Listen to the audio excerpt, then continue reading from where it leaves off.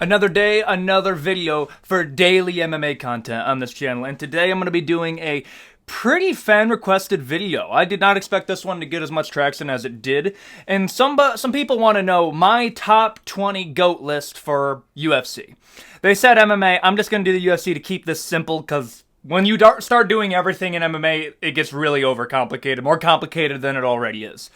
However, I'm going to do it in a way that's similar to the other content on my channel, but the reason I'm doing it in a tier list format is because I want to decrease the amount of war in the comment section, because instead of making like a concrete, he goes here, he goes here, he goes here, we're going to do it, a fighter can be in the top 5 area, the top 10 area, the top 20 area, but they aren't going to be like 18, 19. So don't look in too much of the order in each tier. Just look at what tier they are in. They are labeled from GOAT list being our S tier to top 20 level up here. And the first fighter that we're going to be going over is going to be Charles Oliveira. Charles Oliveira, the reason I put him right here is I do believe he's going to be in our top 20. I would say top 20. The most that I would be willing to argue, and I will be sifting these around quite a bit, is I'm probably going to put him top 20 level just so we have a good starting. Now, what are the perks of Charles Oliveira? Charles Oliveira wins the belt, beats Dustin Poirier, beats Justin Gaethje, beats Michael Chandler, Kevin Lee, Beneil Dariush. Like, we got some really solid wins, okay? Now, what goes against him? The entire half of his career, it was character development. Bro was getting whooped by everybody. Goes up a division and somehow wins the most competitive division in the UFC at the time, that being lightweight, beating people that Khabib Nurmagomedov defended his belt against. So if you're going to hype up Khabib, I would also hype up Charles, because it's in your best interest to do so, because if you disregard Charles Oliveira's title defenses because they weren't good, what does that mean for Khabib? Okay? Like that's the point I'm trying to make here. I think he's top 20 level. At his absolute height, I would say top 15. It's just, I would like a few more title defenses out of him, okay? He's probably one of the most exciting on this list, though, even though he's going to be in the top 20, but I wouldn't put him in our top 15 GOAT discussion. Conor McGregor. I'm going to say Conor McGregor to put a... This one's tough. Okay. Because he has a win over Jose Aldo and Eddie Alvarez, I kind of have to put him in our top 15 level, okay? Like, don't get me wrong. If you are going to put him in the top 10, you're pushing it a little bit. And maybe I'm pushing it by putting him in the top 15 level. But at the same time, Conor at his height was a different breed. I would like to see him defend the belt more. That's the reason that I just can't put him higher on this tier list, is 0 title defenses. But he beat legends of the sport, people that are high on this list, that being Jose Aldo. But I'm going to say top 15, Max Holloway, Jose Aldo, and Eddie Alvarez are his most impressive wins. Robert the Reaper Whittaker. Very underrated, okay? I'm actually going to put Robert Whittaker in that same echelon as Conor McGregor, just because at least Robert Whittaker defended the belt a few times. I would argue probably is the 3rd best middleweight to ever fight in that division. Now, we're starting to falter. I think we're experiencing the end of the Robert Whittaker era, if I'm going to be 100% honest with you. If he loses to Paulo Costa, I think this call it right then and there. But Robert Whittaker, I think, should be in that top 15 level. One thing I should have specified in the beginning, I do hold a little bit more stock in fighters that were able to be dominant in this more modern era of MMA. That's why one reason that you're not going to see like a Randy Couture or a Brock Lesnar in this tier list is purely because I think it's pretty fair to say that the talent in MMA, in the UFC in general, is just overall higher now than it was 5 to 10 years ago. And that's why a lot of these people are newer. It's not because I'm a casual. GSP's on here, and I'll talk about that in a second to justify that. But I just think they're better than the last generation. But top 15 level, Robert Whittaker, I think that's pretty fair for now. Max Holloway. Max Holloway is either the 3rd or the 2nd best featherweight to ever fight in the UFC. Has wins over Jose Aldo. He is kind of like he's the always interim champion of featherweight, okay? Just can't beat Alexander Volkanovski. Okay. He's either going to be the top of our top 15 or he's going to be going in our top 10. I'm going to play it safe because I don't know how many spaces I'm going to be filling up. I'm going to say top of our top 15. I would actually say, I might actually put him over Conor. Like, let's look at the body of work of Max Holloway, okay? And I understand it's like, yeah, if they fight each other at 155, you could actually make a case to say Conor McGregor would win. But I just think Max Holloway is better built for featherweight. I don't think he has the power for 155, but I think if you look at everything that he's been able to do at 145, I think it's kind of hard to argue Conor McGregor over Max Holloway, but I would hold them in that same level of top 15. Next up, Aljamain Sterling. Aljamain Sterling, whether you like it or not, did tie the bantamweight title defense record with Dominic Cruz. Now, however, I would hold Dominic Cruz in higher regard than Aljamain. Okay? I have 2 more spots in our top 15 level. Okay. How about this? I told you I would be switching this around quite a bit. I'll move Robert Whittaker down to the top of our top 20, and I'll keep it like this. I'm going to say Aljamain Sterling. 3 title That Jose Aldo win is super impressive. How about this? Top 15 level, Aljamain Sterling got 3 title defenses. But the problem is the TJ Dillashaw fight, he came in with 1 shoulder. Petr Yan in the second fight didn't have a corner. But he did beat Henry Cejudo, but it was by a split. Oh my, yeah, that's tough. I'm going to say bottom of top 15 level just because every single title defense bro has, there is an asterisk to it where it's like, well, this was a legit excuse. This was a legit excuse. Like, how many fighters do you think would still fight the champion of the division if they didn't have their corner? Like, that's all I'm saying. Dominic Cruz. Dominic Cruz is in our top 10 level. You can dislike the dude. He is, in my opinion, the best bantamweight to ever fight in the UFC. Now, I know some people are going to say, well, where's Cody Garbrandt then? Cody Garbrandt fought the best fight of his entire career that one night, okay? Dominic Cruz has remained relatively constant for the entirety of his career. I think now he's starting to lose that top level, okay? I actually really wanted to see Dominic Cruz versus Figueiredo, and part of me kind of hopes Figueiredo beats Cody Garbrandt so we can see that fight, because I am very interested in that. But I'm going to say Dominic Cruz is going to be our first top 10 inductee into the GOAT tier list. I think that's relatively fair. 3 title defenses, was the original dude to set the record, and there isn't that asterisk attached to every single win of his title defense, okay? Aljamain Sterling has excuses out the wazoo. Yeah, I'm going to put Dominic Cruz top 10. Also, has a great mind for combat sports. Bro knows his shit. Next up is Alex Pereira. Okay. Before you go in the comment section calling me a casual, allow me to make my case. Okay? Alex Pereira came into the UFC, fought, it couldn't have been more than like 3 fights, really? 3 fights. Gets a title shot. Beats Israel Adesanya. Just about everybody he fought was either a champion or a former champion outside of his first 2 fights of his career, which would have been crazy. People will say, "Oh, they just flew him up the rankings. That's privilege. You can't take that into account." I understand what you're saying, but being flown up the rankings doesn't necessarily mean you got Dana White privilege, because you still have to win the fights. We did the same thing with Darren Till. Darren Till lost to Tyron Woodley. But this is what I think they meant to do when Alex Pereira was put into the UFC.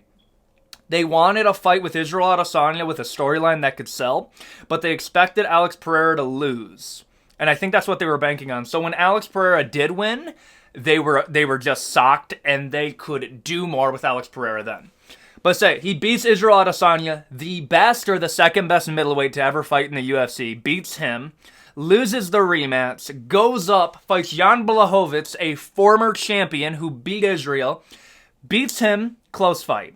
Then fights Yuri Prohaska, another former champion, and beats him, and becomes the middleweight champion and the light heavyweight champion in 2 years. Like, you kind of have to put him, like, not the GOAT discussion. You have to be in, like, the top 5 to be in the GOAT discussion. But 100%, in my opinion, he is in the top 5 best top 15 best MMA fighters I have ever seen in the sport, because it just makes absolutely zero sense how he's been able to do all of this. Next up is Frankie Edgar. You see, I messed up in a last video, accidentally called Frankie Edgar Pedro Munoz. And yeah, no, that was bad. My bad, guys. To make up for that, I'm going to put Frankie Edgar. Dominic Cruz, in my mind, is probably like a 7 all the way up until a 9. Frankie Edgar would be our number 10. He's going to be at the bottom of our top 10. But Frankie Edgar, looking through his Tapology, like re-educating myself on how good Frankie Edgar was. Rough end of his career. I'm not going to say it wasn't. Bro fought Charles Oliveira and TKO'd him. Like, I understand, like, it was in the character development portion of his career, but at the same time, beat Charles Oliveira, beat other legends of the sport. Bro did lose to Benson Henderson. Okay, how about this? Top 10 level. I'm going to say that's 10. I know I said I wasn't going to say concrete numbers. Frankie Edgar, in my mind, is at 10. He did get some good title defenses. Next up is Israel Adesanya.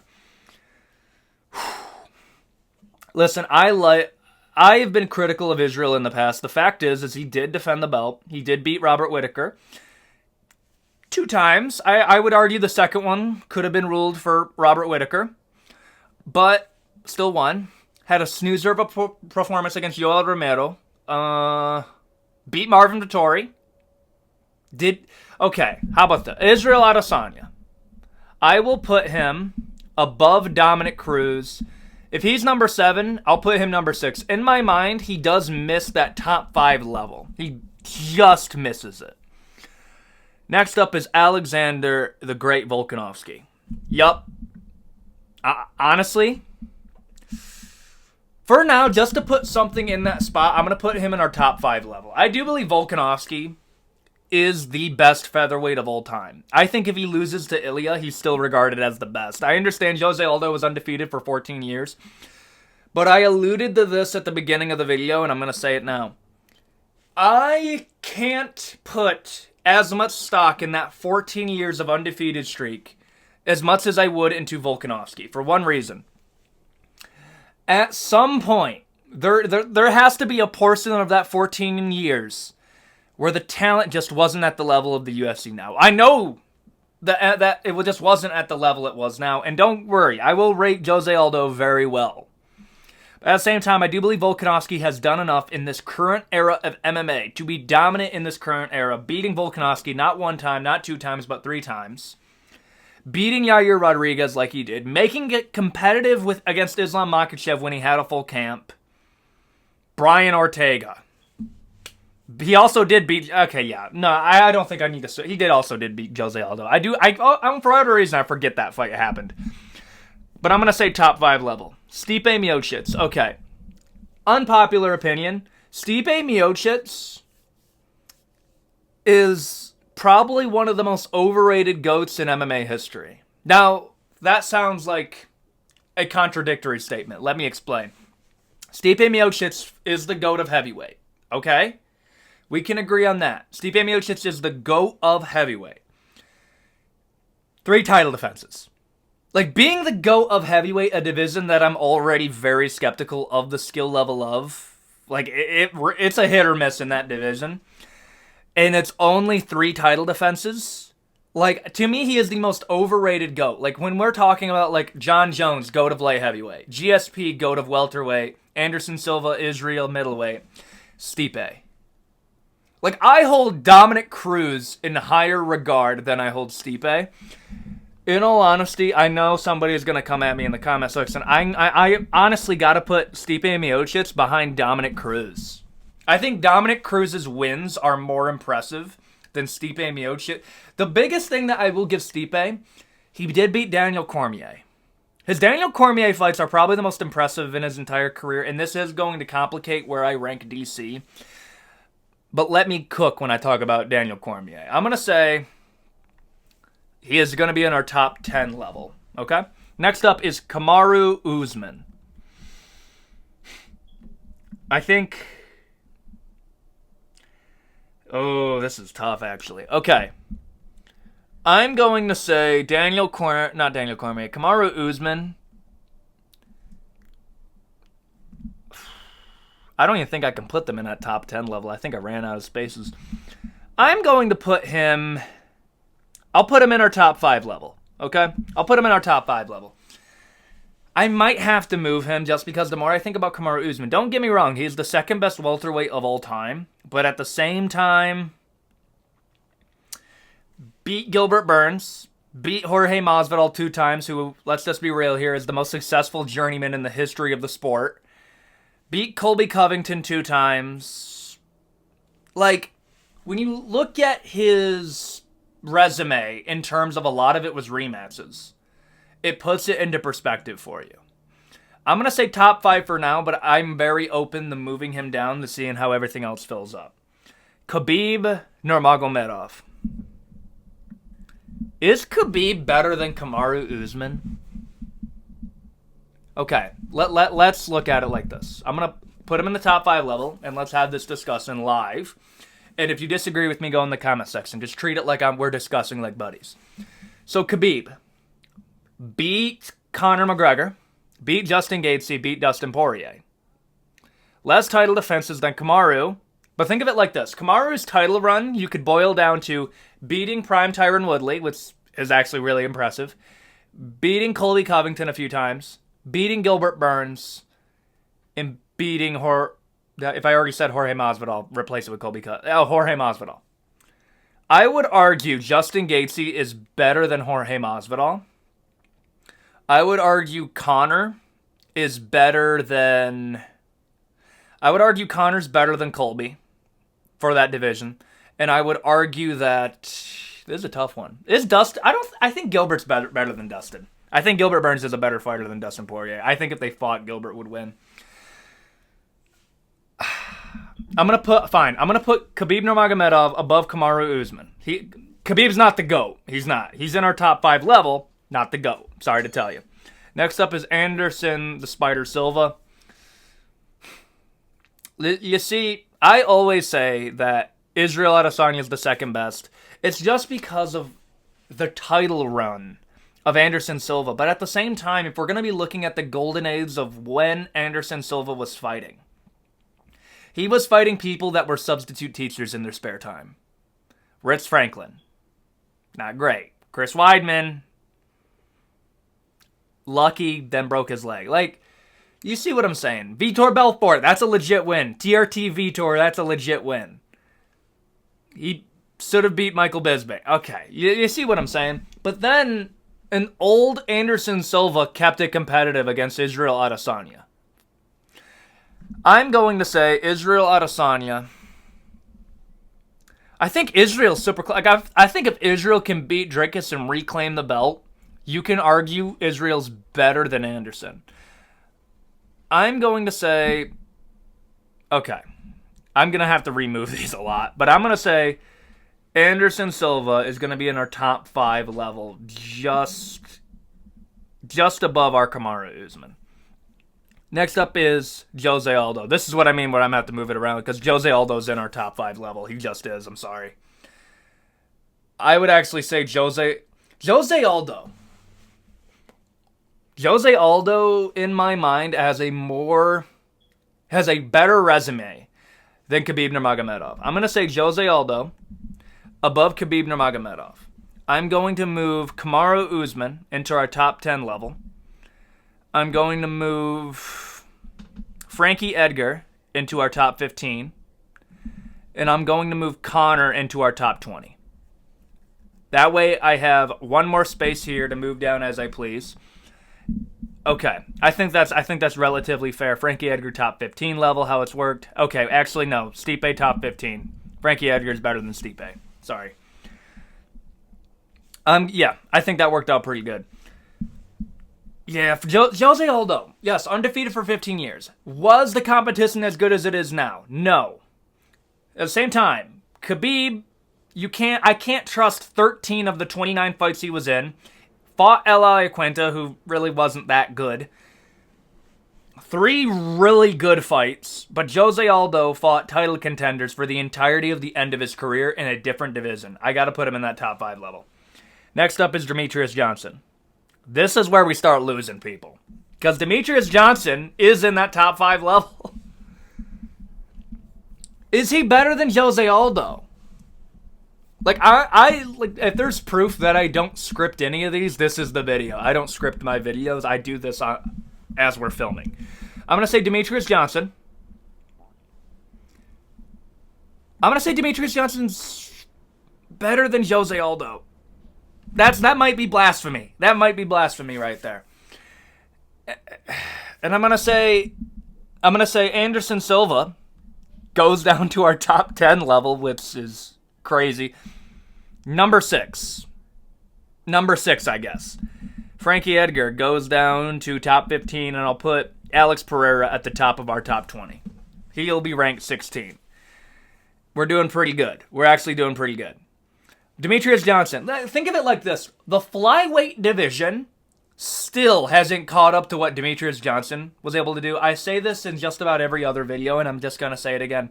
If you took all the title defenses that have occurred since Demetrius Johnson left, added them all together, it would still be less than the title run of Demetrius Johnson. People talk about how John Jones ran light heavyweight and how there'll never be another fighter that gets close. Demetrius Johnson, at this point, you just rename flyweight mouseweight. Like, he owns that, and I think he will continue to own the flyweight division until the end of his career. And I will say this. I do believe ONE FC has a better... Is it flyweight, or are they... Okay, has a better flyweight division than the UFC does. I don't think the UFC flyweight division is the best in combat sports. And Demetrius Johnson is still competitive to this day. Daniel Cormier. Daniel Cormier is not better than Jose Aldo.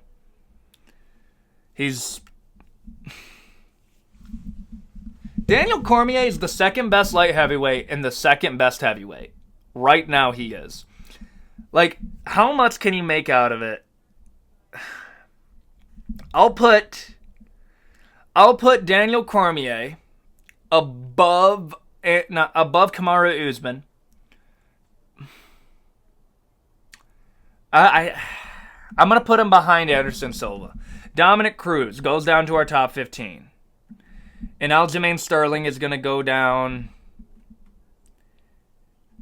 Yep. I'm actually going to put Aljamain Sterling behind Alex Pereira because, I mean, look at the people that Alex had to fight and, like, how close they were to that title picture.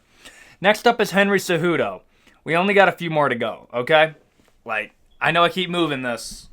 And I'm sure when somebody skips to the end of this video, like you know somebody's going to do, they're going to go in the comment section and be like, what the fuck just happened? But let me explain. Henry Cejudo, where do I put him? He is one of the few double champions, simultaneous double champions in the history of the sport.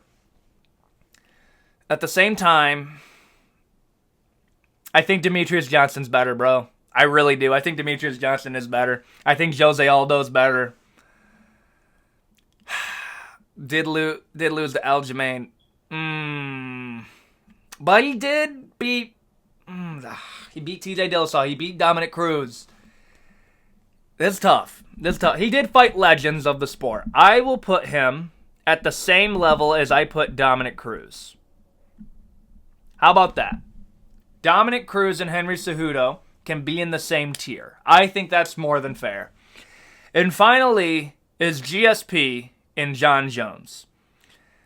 If I'm going to play it safe, I would put both of them in our GOAT list. Like, these are the two GOATs of our sport.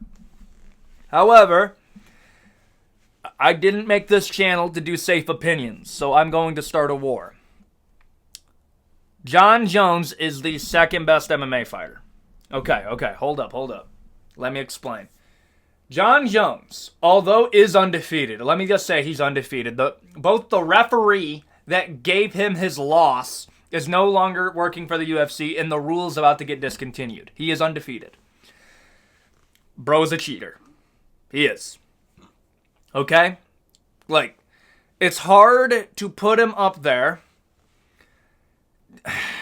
GSP beat the former generation of his division, his generation, and the generation that came afterwards. Yes, 2 losses. One to Matt Hughes early in his career, and another loss to Matt Serra. But he came back and avenged both of those dominantly. Goes up a division after not fighting for a few years and beats the then champion, Michael Bisping. Michael Bisping, not a great champion, I'm just going to say it. But at the same time, he did it. And this is what something people don't understand. The reason that he did it at 185 wasn't because he gained weight and it was just like, oh, he can't cut weight anymore. His body physically couldn't cut weight anymore. He has like a rare disease that his body can't fluctuate weight too much. And he was still fighting. GSP, in my mind, and I am a GSP fan, is the GOAT of the UFC. Or at the very least, the GOAT of the welterweight division and the second best MMA fighter of all time. If I would play it safe, I would put both of these as the GOAT, and you choose which one of them is your favorite MMA fighter. You can make a case for both. You see what I'm saying?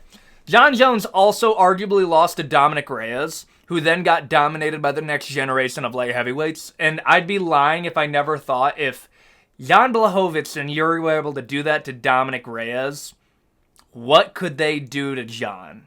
Like, maybe they would win, maybe they would lose, I don't know. But at the same time, that is a question that has come across my head. And tell me what you think of the tier list, the list, whatever you want to call it. I think that's going to be it for the video. Tell me if you like in the comment section below. And if you have a video suggestion, a tier list that you want me to do in the future, put in the comment section below. And I've gotten a few messages. Is this going to be my channel just doing tier lists? No. The fact is just MMA news has been kind of slowing down lately, but don't worry. We got other fights that are coming up that are exciting. Joe Pyfer and Jack Hermanson is this weekend. We got UFC 298, and I do plan on making videos for both of those. If you saw my past video talking about how I thought Strickland was going to beat Dricus in that tape video that we did that did pretty well, I'll do another one for Ilya Topuria and Alexander Volkanovski. Look out for that. We also got a documentary-style video, probably like an hour long, going over all the good Gracie lore. That's also been pretty good. Couple part 2 tier list. We got a lot of stuff that I'm going to be covering in the next couple of weeks. Stay subscribed. Click the bell icon to stay notified. Daily MMA content. That is my pledge to you. All you got to do is subscribe. And with that out of the way, adios, guys. Thank you for watching, and I'll see you later.